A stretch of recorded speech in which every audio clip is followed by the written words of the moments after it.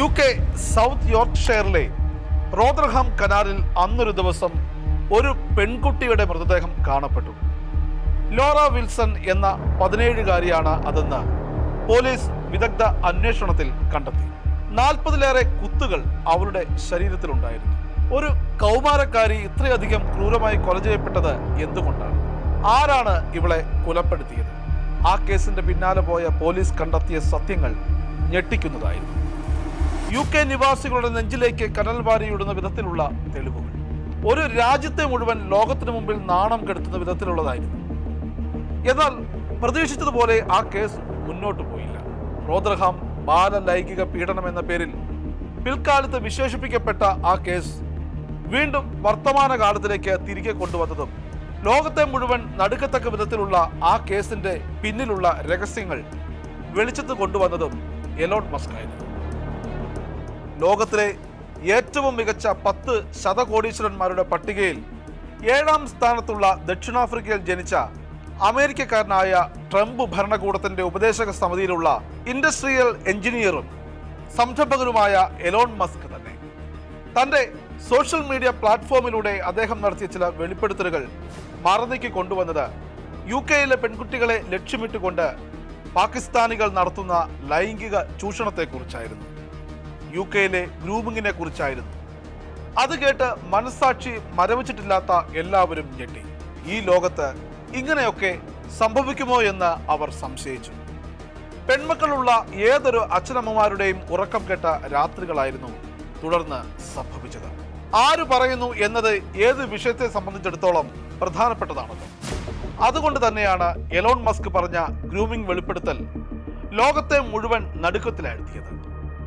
എന്താണ് Elon Musk പറഞ്ഞ UK-യിലെ grooming gang?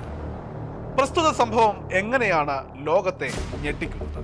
Shekinah ന്യൂസിന്റെ ലോകം നടുങ്ങിയ നിമിഷങ്ങൾ എന്ന് പറയാൻ പോകുന്നത് UK-യിലെ ഗ്രൂമിംഗ് ഗ്യാങ്ങിനെ കുറിച്ചാണ്. എല്ലാ പ്രേക്ഷകർക്കും പ്രോഗ്രാമിലേക്ക് സ്വാഗതം.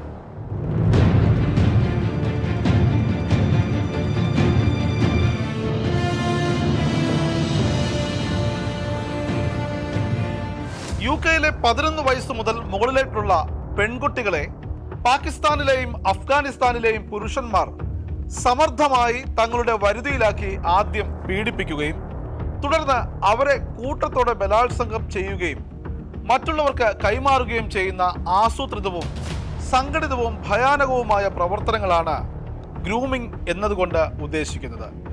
ഇതിന്റെ പിന്നിൽ വലിയൊരു ശൃംഖല തന്നെയുണ്ട്. സ്കൂൾ കോളേജ് കേന്ദ്രീകരിച്ച് നിരവധി നാളത്തെ നിരീക്ഷണങ്ങൾക്ക് ശേഷമാണ് ഈ സംഘം പെൺകുട്ടികളെ വലയിലാക്കുന്നത്. വലയിലാക്കപ്പെടുന്ന പെൺകുട്ടികൾക്കുമുണ്ട് ഏറെ പ്രത്യേകത. ഒറ്റപ്പെട്ടുപോയ പെൺകുട്ടികളായിരിക്കും അവരിൽ ഏറെയും. മാതാപിതാക്കൾ ഉപേക്ഷിച്ചു പോയവരോ വിവാഹമോചനത്തിന്റെ ഫലമായി അച്ഛൻ്റെയോ അമ്മയുടെയോ ആരെങ്കിലും ഒരാളുടെ കൂടെ മാത്രമായി ജീവിക്കേണ്ടി വരുന്നവരോ പലവിധ കാരണങ്ങളാൽ സമൂഹം ഒറ്റപ്പെടുത്തിയവരോ ഏകാകികളോ ആയ പെൺകുട്ടികളായിരിക്കും അവർ. ആദ്യം സ്നേഹം നടിച്ചും സമ്മാനങ്ങൾ നൽകിയും അവരുടെ വിശ്വാസം ആർജിക്കുകയും പ്രണയം സ്വീകരിക്കുകയും ചെയ്യുന്നു. ബോയ്ഫ്രണ്ട് ബന്ധമാണ് ഇതിലൂടെ ഇക്കൂട്ടർ തുടങ്ങി വയ്ക്കുന്നത്. പിന്നീട് ജ്യൂസിൽ മയക്കുമരുന്ന് കലർത്തിയും മറ്റും ലൈംഗിക ബന്ധത്തിന് വിധേയമാക്കുന്നു. പെൺകുട്ടി അറിയാതെ അവളുടെ നഗ്ന വീഡിയോ ചിത്രീകരിക്കുകയും അതിന്റെ പേരിൽ പെൺകുട്ടിയെ ബ്ലാക്ക് മെയിലിങ്ങിന് വിധേയമാക്കുകയും കൂടുതൽ ആളുകളുമായി സെക്സിൽ ഏർപ്പെടാൻ നിർബന്ധിക്കുകയും ചെയ്യുന്നു. ഇതൊരു തരം കൂട്ടബലാത്സംഗമായി മാറുന്നു. ഇങ്ങനെ ഒരിക്കൽ അകപ്പെട്ടാൽ പിന്നീട് ഒരിക്കലും പുറത്തേക്ക് വരാൻ കഴിയാത്ത വിധത്തിൽ സമർത്ഥമായ കരുനീക്കങ്ങൾ നടത്തി പെൺകുട്ടികളെ നശിപ്പിക്കുന്ന സംഘമാണ് ഇവർ. ഇത്തരത്തിലുള്ള ക്രൂരത ലോകത്ത് ഇതിനു മുമ്പ് ഒരിക്കലും ഒരിടത്തും കേട്ടിട്ടില്ല.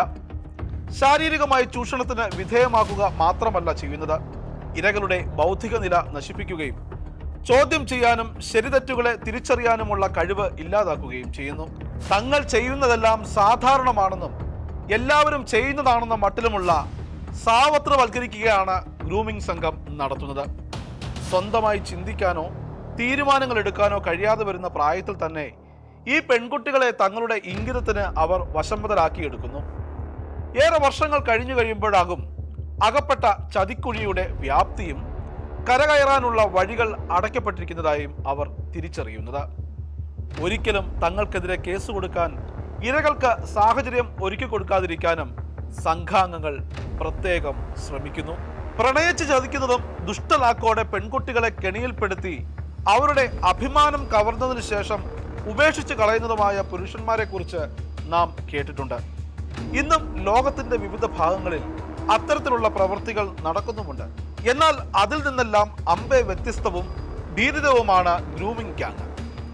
ക്രൈസ്തവ ഭൂരിപക്ഷ രാജ്യമായ UK മണ്ണിൽ തദ്ദേശവാസികളായ പെൺകുട്ടികളെ ചതിയിൽപ്പെടുത്തി അവരെ തങ്ങളുടെ ലൈംഗിക അടിമകളാക്കുകയും അതേസമയം തന്നെ ലൈംഗിക കച്ചവടത്തിന്റെ ഇരകളാക്കുകയും ചെയ്യുന്ന അത്യന്തം ക്രൂരവും പൈശാചികവുമായ പ്രവൃത്തികളാണ് ഇക്കൂട്ടർ ചെയ്തുകൊണ്ടിരിക്കുന്നത്.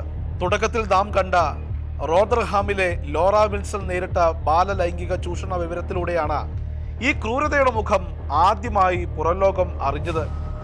11 വയസ്സു മുതൽ ഗ്രൂമിംഗ് സംഘത്തിന്റെ ഇരയായി മാറിയവളായിരുന്നു ആ പെൺകുട്ടി.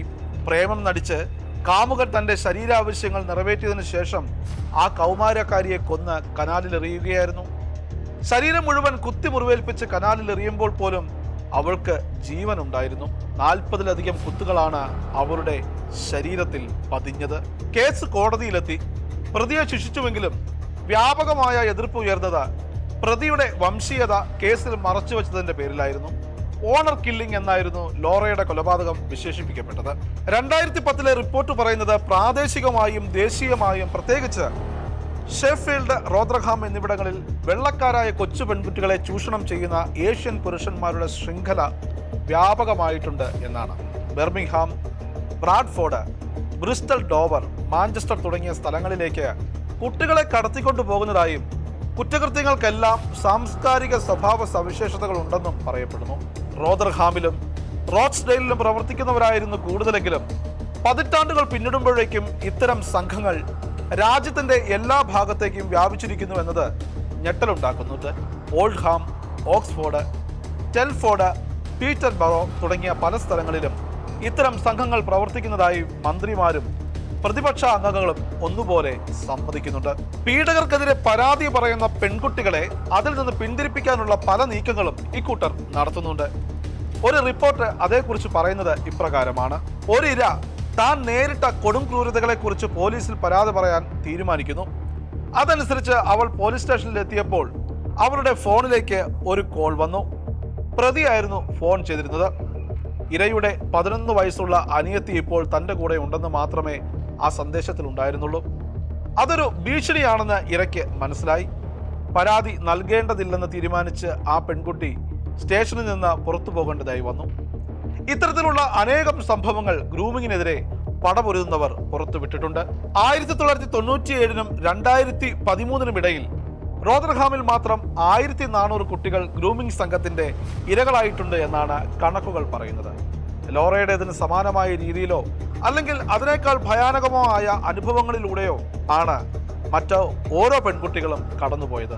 15 വയസ്സുള്ള ഒരു പെൺകുട്ടിയുടെ ജനനേന്ദ്രിയത്തിൽ പൊട്ടിയ കുപ്പി തിരികെ കയറ്റിയതും 14 വയസ്സുള്ള പെൺകുട്ടിയെ തടവിലാക്കി 5 പുരുഷന്മാരുമായി ലൈംഗിക ബന്ധത്തിന് നിർബന്ധിച്ചതും ഇവയിൽ പെടുന്നു. 14 വയസ്സിൽ 2 തവണ ഗർഭിണിയായ പെൺകുട്ടികളെക്കുറിച്ചും ചില റിപ്പോർട്ടുകൾ പരാമർശിക്കുന്നു. 13 വയസ്സുള്ള ഒരു പെൺകുട്ടിയെ വാരി വലിച്ചെടുത്ത വസ്ത്രങ്ങളുമായി ഒരു കൂട്ടം പുരുഷന്മാർക്കൊപ്പം ഒരു വീട്ടിൽ നിന്ന് പോലീസ് കണ്ടെത്തിയ കേസാണ് മറ്റൊന്ന്. പെൺകുട്ടിയുടെ നിലവിളി കേട്ട് അയൽക്കാരൻ പോലീസിനെ വിളിച്ചു വരുത്തിയതായിരുന്നു. പക്ഷേ പെൺകുട്ടിയെ മാത്രമാണ് പോലീസ് അറസ്റ്റ് ചെയ്തത്. മദ്യപിക്കുകയും ലക്കുകെട്ട് പെരുമാറുകയും ചെയ്തുവെന്നായിരുന്നു അവൾക്കെതിരെയുള്ള പോലീസ് കേസ്. പുരുഷന്മാർക്കെതിരെ പോലീസ് കേസെടുത്തതുമില്ല. ഭരണകൂടത്തിന്റെ ചട്ടുകങ്ങളായി പ്രവർത്തിക്കുന്നവരാണ് പോലീസുകാർ എന്നതിന് പ്രസ്തുത സംഭവങ്ങളെല്ലാം തെളിവ് നൽകുന്നു. ലൈംഗിക പീഡനത്തിന് ഇരയായ പെൺകുട്ടിയുടെ പരാതിയിൽ കേസെടുത്ത പോലീസ് തെളിവെടുപ്പിനിടയിൽ പെൺകുട്ടിയുടെ മലിനമായ വസ്ത്രങ്ങൾ കണ്ടെത്തിയെങ്കിലും സ്റ്റേഷനിലേക്ക് കൊണ്ടുപോകുന്ന വഴിക്ക് അത് നഷ്ടമായെന്ന് പറഞ്ഞതായും തെളിവുകളുടെ അഭാവത്തിൽ പെൺകുട്ടി ആരോപിച്ച കേസ് തേഞ്ഞുമാഞ്ഞു പോകുന്നതുമുള്ള പല സംഭവങ്ങളും റിപ്പോർട്ട് ചെയ്യപ്പെട്ടിട്ടുണ്ട്. കേസ് കൊടുത്ത പെൺകുട്ടികൾ പലപ്പോഴും കഠിനമായ പീഡനങ്ങൾക്കും ഭീഷണികൾക്കും ഇരകളാക്കപ്പെടുന്നുണ്ട്.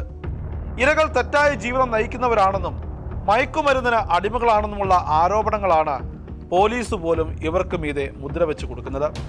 ഇങ്ങനെ ഒരു സാഹചര്യത്തിൽ ഗ്രൂമിംഗ് സംഘങ്ങൾ തഴച്ചു വളരുകയും ഇരകൾ ചവിട്ടി അരയ്ക്കപ്പെടുകയും ചെയ്യുന്നു. ഗ്രൂമിംഗ് സംഘത്തെ പോലീസ് പിന്തുണയ്ക്കുന്നുവെന്ന ആരോപണങ്ങൾ വ്യാപകമാകുന്നത് ഇത്തരത്തിലുള്ള സാഹചര്യത്തിലാണ് പ്രതികളെ പിടികൂടുന്നതിന് പകരം ഇരകളെയും അവരുടെ കുടുംബാംഗങ്ങളെയും അന്യായമായി പീഡിപ്പിക്കുകയും കേസിൽ കുരുക്കുകയും ചെയ്യുന്ന കാട്ടുനീതിയാണ് അധികാരികൾ നടപ്പിലാക്കിക്കൊണ്ടിരിക്കുന്നത്.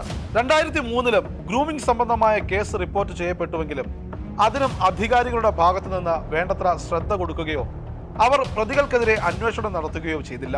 2010 തന്നെ ഇതേ വിഷയത്തിൽ 2 റിപ്പോർട്ടുകൾ പുറത്തുവരികയുണ്ടായി. ഇടയ്ക്ക് തെളിഞ്ഞും പിന്നെ മങ്ങിയും പൊയ്ക്കൊണ്ടിരുന്ന ഗ്രൂമിംഗ് എലോൺ മസ്കിന്റെ വെളിപ്പെടുത്തലോടെയാണ് വീണ്ടും ചർച്ചയായത്. എലോൺ മസ്കിന്റെ വെളിപ്പെടുത്തലിൽ ആടി ഉളിഞ്ഞത് UK ഭരണകൂടം തന്നെയായിരുന്നു. UK പ്രധാനമന്ത്രി കെയർ സ്റ്റാർമറിനെ വരെ പേരെടുത്തു പറഞ്ഞായിരുന്നു മസ്കിന്റെ വിമർശനം. കെയർ സ്റ്റാർമറിനെ വിമർശിക്കാൻ കാരണമായത് 2008 മുതൽ 2013 വരെയുള്ള കാലയളവിൽ ഡയറക്ടർ ഓഫ് പബ്ലിക് പ്രോസിക്യൂഷൻ ആയിരുന്ന വ്യക്തിയായിരുന്നു അദ്ദേഹം എന്നതുകൊണ്ടാണ്. 2020 മുതൽ ലേബർ പാർട്ടിയുടെ നേതാവുമായിരുന്നു. ഈ സമയങ്ങളിലൊന്നും കുറ്റകൃത്യങ്ങളെക്കുറിച്ച് മനസ്സിലാക്കാനോ കുറ്റവാളികളെ വെളിച്ചത്ത് കൊണ്ടുവരാനോ അദ്ദേഹത്തിന് സാധിച്ചില്ല എന്നതിന്റെ പേരിലാണ് കെയർ സ്റ്റാർമറിനെതിരെ മസ്ക് വിമർശനം തൊടുത്തുവിട്ടത്. മസ്കിന്റെ വിമർശനം ദേശീയ ചർച്ചയ്ക്ക് തുടക്കമിടുകയും അന്താരാഷ്ട്ര ശ്രദ്ധ ആകർഷിക്കുകയും ചെയ്തു. പ്രതിപക്ഷം ഈ വിഷയത്തിൽ പ്രതിഷേധവുമായി രംഗത്തെത്തി.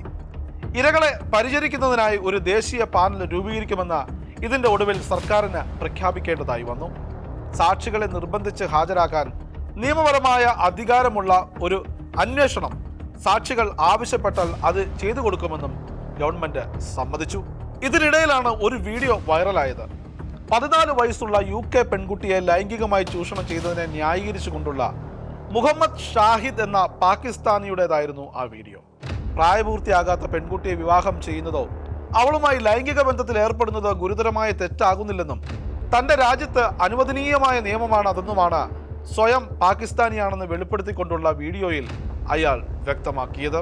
UK താൻ ആദ്യമായിട്ടാണ് എത്തുന്നതെന്നും അതുകൊണ്ട് തന്നെ ഈ രാജ്യത്തെ നിയമങ്ങളെക്കുറിച്ച് അറിയില്ലെന്നും അയാൾ ന്യായീകരിക്കുകയും ചെയ്യുന്നു. ശരിയത്ത് നിയമത്തെയാണ് താൻ പിന്തുടരുന്നതെന്നും അയാൾ വ്യക്തമാക്കുന്നു. പരസ്യമായി ഇങ്ങനെയൊരു വീഡിയോ പുറത്തു വന്നിട്ടും ഇത്തരക്കാർക്കെതിരെ ശക്തമായ നടപടികളെടുക്കാൻ അധികാരികൾ തയ്യാറാകാത്തതാണ് സാധാരണക്കാരെ ആശയക്കുഴപ്പത്തിലാക്കുന്നത്. UK നിന്ന് മുസ്ലിം സംഘങ്ങൾ പെൺകുട്ടികളെ വീട്ടിൽ നിന്ന് പോലും തട്ടിക്കൊണ്ടുപോയി വേശ്യാവൃത്തിയിലേക്ക് വലിച്ചെറിയുന്നതായ സംഭവങ്ങളും റിപ്പോർട്ട് ചെയ്യപ്പെട്ടിട്ടുണ്ട്. മദ്യം, മയക്കുമരുന്ന്, ബലാത്സംഗം, ദുരുപയോഗം ചെയ്യൽ എന്നിവയെല്ലാം മുസ്ലിം മതവിശ്വാസത്തിൽ നിഷിദ്ധങ്ങളാണ്. എന്നാൽ നിഷിദ്ധമെന്ന് സ്ഥാപിക്കപ്പെട്ടിരിക്കുന്ന ഇതേ കാര്യങ്ങൾ കുറ്റകൃത്യങ്ങൾ തന്നെയാണ് UK ബാലികമാരെ പീഡിപ്പിക്കുന്നതിന് അവർ നിർബാധം ഉപയോഗിച്ചു കൊണ്ടിരിക്കുന്നത് എന്നതാണ് ഒരു വൈരുദ്ധ്യം. ഇത്തരം സംഭവങ്ങളെക്കുറിച്ച് ഹോം ഓഫീസിന്റെ ആഭിമുഖ്യത്തിലുള്ള അന്വേഷണം വേണമെന്ന പൊതുജനങ്ങളുടെ നിരന്തരമായ അഭ്യർത്ഥന സുരക്ഷാ മന്ത്രി അപ്പാടെ തള്ളിക്കളയുകയാണ് ഉണ്ടായത്. ഗ്രൂമിംഗ് സംഘത്തെ ഏഷ്യക്കാരായി വിശേഷിപ്പിക്കുന്നതിന് പകരം പാകിസ്ഥാൻ മുസ്ലിങ്ങളായി പ്രഖ്യാപിക്കണമെന്ന ആവശ്യം UK ഹിന്ദു കൗൺസിലും സിഖ് ഫെഡറേഷനും ഉന്നയിച്ചിട്ടുണ്ട്. തീവ്ര വലതുപക്ഷ ഗ്രൂപ്പുകളായ ബ്രിട്ടൻ ഫസ്റ്റും ഇംഗ്ലീഷ് ഡിഫൻസ് ലീഗും യുണൈറ്റഡ് എഗെയിൻസ്റ്റ് ഫാസിസവും ഇതിനെതിരെ കലാപക്കൊടി ഉയർത്തിയവരിൽ പെടുന്നു. JK റൗളിങ്ങിനെ പോലെയുള്ള എഴുത്തുകാരും മാധ്യമപ്രവർത്തകരും ശക്തമായ പ്രതിഷേധവുമായി രംഗത്തെത്തിയവരിൽ പെടുന്നു. ഗ്രൂമിംഗ് സംഘങ്ങളെ ബലാത്സംഗ സംഘങ്ങൾ എന്ന് വിളിക്കണമെന്നാണ് റൗളിങ്ങിന്റെ ആവശ്യം. ഇങ്ങനെയൊക്കെയാണെങ്കിലും UK ഭരണകൂടം ഗ്രൂമിംഗ് ഗ്യാങ്ങിനെതിരെ ശക്തമായ നടപടികൾക്കൊന്നും മുതിരുന്നില്ല എന്നതാണ് അവിശ്വസനീയമായി തോന്നുന്നത്. ഹൗസ് ഓഫ് കോമൺസിലെ ലൂസി പവൽ BBC റേഡിയോ 4 ഡിബേറ്റിൽ പ്രസ്തുത വിഷയവുമായി ബന്ധപ്പെട്ട് നടത്തിയ പരാമർശം ഏറെ വിവാദമായിരുന്നു. ഈ വിഷയത്തെ വളരെ നിസ്സാരമായിട്ടാണ് ലൂസി സമീപിക്കുന്നത് എന്നായിരുന്നു ഉയർന്ന വിമർശനങ്ങളിൽ പ്രധാനം. ഇരകളോട് വെറുപ്പുളവാക്കുന്ന രീതിയിലായിരുന്നു പൗവലിന്റെ പരാമർശങ്ങൾ. ലേബർ പാർട്ടി എത്രത്തോളം അപ്രസക്തമാണെന്നാണ് യഥാർത്ഥത്തിൽ ഇത് തെളിയിക്കുന്നത്. പാകിസ്ഥാനിലെയും അഫ്ഗാനിസ്ഥാനിലെയും പുരുഷന്മാർ യൂറോപ്പിലെ കൊച്ചു പെൺകുട്ടികളെ കൂട്ടബലാത്സംഗം ചെയ്യുന്നത് ഗൗരവമായി അവർ കാണുന്നില്ല. ഇങ്ങനെ പോകുന്നു അവർക്കെതിരെ ഉയർന്ന വിമർശനങ്ങൾ. പിന്നീട് താൻ നടത്തിയ പരാമർശങ്ങളുടെ പേരിൽ ലൂസി ഖേദം പ്രകടിപ്പിക്കുകയും വിശദീകരണം നൽകുകയും ചെയ്തു. UK ചാനൽ 4 ഗ്യാങ്ങിൽ അകപ്പെട്ടുപോയ 5 പെൺകുട്ടികളെ കുറിച്ച് ഒരു ഡോക്യുമെന്ററി തയ്യാറാക്കിയിരുന്നു. തങ്ങൾ അകപ്പെട്ടുപോയ വിധവും സഹിച്ച ദുരിതങ്ങളും അവർ മറയില്ലാതെ ഡോക്യുമെന്ററിയിൽ വെളിപ്പെടുത്തുന്നുണ്ട്. ഗ്രൂമിംഗ് ഗ്യാങ്ങുകളെ കുറിച്ച് ദേശീയ അന്വേഷണത്തിന് ഉത്തരവിടണമെന്ന ആവശ്യം ഉയർത്തുവാൻ ഈ ഡോക്യുമെന്ററിക്ക് സാധിച്ചു. ഇക്കഴിഞ്ഞ ജനുവരിയിൽ ഗ്രൂമിംഗ് ഗ്യാങ്ങുമായി ബന്ധപ്പെട്ട് 8 പേരെ പോലീസ് അറസ്റ്റ് ചെയ്ത് ജയിലിൽ അടച്ചുവെന്നതാണ് ഈ കേസുമായി ബന്ധപ്പെട്ട് ഇതുവരെയുള്ള നടപടികളുണ്ടായ ഏക ആശ്വാസം. 58 വർഷത്തെ ജയിൽവാസമാണ് കോടതി ഇവർക്ക് വിധിച്ചിരിക്കുന്നത്. 1990-ൽ 13ഉം 16 മാത്രം വയസ്സുണ്ടായിരുന്ന 2 പെൺകുട്ടികളെ നിരന്തരമായി ലൈംഗിക ചൂഷണം ചെയ്തതിന്റെ അടിസ്ഥാനത്തിലാണ് ബ്രാഡ്ഫോർഡ് ക്രൗൺ കോടതിയിൽ നടന്ന 2 വിചാരണകൾക്ക് ശേഷം ഈ നരാധമന്മാർക്ക് ശിക്ഷ വിധിച്ചത്. നിസ്സഹായരും ദുർബലരുമായ പെൺകുട്ടികളെ പുരുഷന്മാർ ആസൂത്രിതമായി ചൂഷണം ചെയ്യുകയായിരുന്നുവെന്നാണ് കോടതി കണ്ടെത്തിയത്. ഗ്രൂമിംഗ് ഗ്യാങ് കേസുകളിൽ കുറ്റാരോപിതരായ മറ്റു കേസുകളിൽ എന്നതുപോലെ ഈ കേസിലും പാകിസ്ഥാൻ വംശജരാണ് പ്രതികൾ എന്നത് ഇത്തരം സംഘങ്ങളുടെ ആസൂത്രിത നീക്കങ്ങളുടെ ഗൗരവം ഒരിക്കൽ കൂടി പുറത്തു കൊണ്ടുവരുന്നുണ്ട്. വർഷങ്ങളോളം നീണ്ടുനിന്ന പീഡനങ്ങളെക്കുറിച്ച് അതിജീവിതകൾ വെളിപ്പെടുത്തിയത് ഹൃദയം നുറുങ്ങുന്ന വേദനയോടെ മാത്രമേ കേട്ടിരിക്കാനാവൂ. മദ്യവും മയക്കുമരുന്നും നൽകിയായിരുന്നു പീഡനങ്ങളേറെയും. കുട്ടികളെ ലൈംഗികമായി ദുരുപയോഗം ചെയ്യുന്ന അത്യന്തം നീചമായ പ്രവൃത്തി UK-യിൽ മാത്രമല്ല, ഗ്രൂമിങ്ങിന്റെ ഭാഗം മാത്രമായിട്ടുമല്ല സംഭവിക്കുന്നത് എന്നുകൂടി ഇവിടെ ഓർമ്മിക്കേണ്ടതുണ്ട്. അശ്ലീല ചിത്രങ്ങളുടെ നിർമ്മാണത്തിനായും മറ്റ് കുട്ടികളെ ലൈംഗിക ചൂഷണം ചെയ്യുന്നത് പല രാജ്യങ്ങളിലും ഇപ്പോൾ നടന്നുകൊണ്ടിരിക്കുന്നു. ചരിത്രത്തിലുടനീളം ലൈംഗികമായി കുട്ടികളെ ദുരുപയോഗം ചെയ്യുന്നതായും റിപ്പോർട്ടുണ്ട്. UK-യിൽ തന്നെ ഒരു കണക്ക് പരിശോധിക്കുകയാണെങ്കിൽ 5% ആൺകുട്ടികളും 18% പെൺകുട്ടികളും ലൈംഗിക പീഡനത്തിന് ഇരകളാക്കപ്പെടുന്നുണ്ട്. എന്നാൽ 2008-2013 കാലയളവ് എത്തിയപ്പോഴേക്കും ഇരകളിൽ മുന്നിൽ 2 പെൺകുട്ടികളും 3-1 ആൺകുട്ടികളുമായി. UK-യിലെ ഗ്രൂമിംഗ് ഗ്യാങ്ങിനെ കുറിച്ച് പറയുമ്പോൾ പരാമർശ വിധേയമാക്കേണ്ട ഒന്നാണ് കേരളത്തിലെ ലവ് ജിഹാദ്. അമ്പരപ്പിക്കുന്ന സാമ്യം ഇവ രണ്ടും തമ്മിലുണ്ട്. രണ്ടിടത്തും ക്രൈസ്തവ പെൺകുട്ടികളെ ലക്ഷ്യമിട്ടുകൊണ്ടുള്ള വലവിരിക്കലാണ് നടക്കുന്നത്. രണ്ടിടത്തും ഒരു പ്രത്യേക മതവിഭാഗത്തിൽപ്പെട്ട ഒരു വിഭാഗം പുരുഷന്മാരാണ് ഈ കെണികൾ ഒരുക്കുന്നതും. സംഘടിതവും ആസൂത്രിതവുമായ ഒരു നീക്കമാണ് ഇത്. പത്തനംതിട്ടയിൽ 2 MBA വിദ്യാർത്ഥിനികളെ പോപ്പുലർ ഫ്രണ്ട് പ്രവർത്തകരായ 2 പേർ സ്നേഹം നടിച്ച് മതപരിവർത്തനം നടത്താനും തട്ടിക്കൊണ്ടുപോകാനും ശ്രമിച്ച കേസ് വന്നതോടെയാണ് ലവ് ജിഹാദ് എന്ന വിവാദത്തിന് തിരികൊളുത്തപ്പെട്ടത്. കള്ളക്കടത്ത്, മയക്കുമരുന്ന് വ്യാപാരം, ഭീകരപ്രവർത്തനങ്ങൾ എന്നിവയുമെല്ലാമായി ലവ് ജിഹാദിന് ബന്ധമുണ്ടെന്നുള്ള നിരീക്ഷണങ്ങളും ഇതിനിടയിൽ നടന്നിട്ടുണ്ട്. ലവ് ജിഹാദ് വഴി ദക്ഷിണ കർണാടകയിലെ 3000-ഓളം ഹിന്ദു പെൺകുട്ടികളും കർണാടകയിൽ ഉടനീളമായി 30,000-ഓളം പെൺകുട്ടികളും അപ്രത്യക്ഷരായിട്ടുണ്ടെന്ന് ഹിന്ദു ജനജാഗ്രതാ സമിതി ആരോപിച്ചിട്ടുണ്ട്. 2005 മുതൽ 2009 വരെ കേരളത്തിൽ 4000-ലേറെ പെൺകുട്ടികളുടെ തിരോധാനത്തിന് പിന്നിലുള്ളത് ലവ് ജിഹാദ് ആണെന്ന് KCBC ജാഗ്രതാ കമ്മീഷൻ വ്യക്തമാക്കിയിരുന്നു. 2009-ലെ കണക്ക് ഇപ്രകാരമാണെങ്കിൽ വർഷങ്ങൾ മുന്നോട്ട് പോയിരിക്കുന്ന ഇന്നത്തെ സാഹചര്യത്തിൽ ആ കണക്ക് അതിലും എത്രയോ അധികമായിട്ടുണ്ടാകും.